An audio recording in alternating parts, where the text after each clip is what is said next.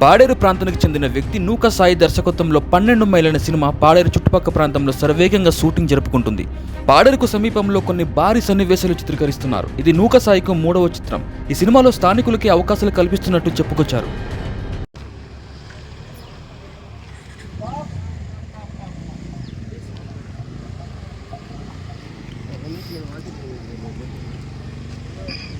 చూడండి, సరే సరే కట్ కట్ ఒకసారి ప్లే చేయండి సార్. అది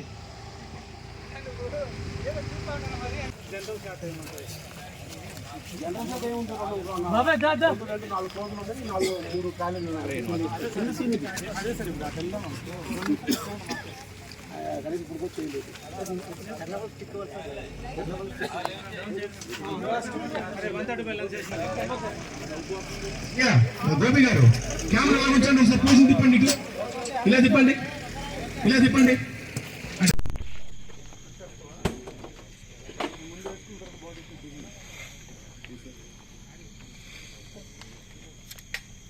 సూరి త్వరగా ఏమైంది సార్?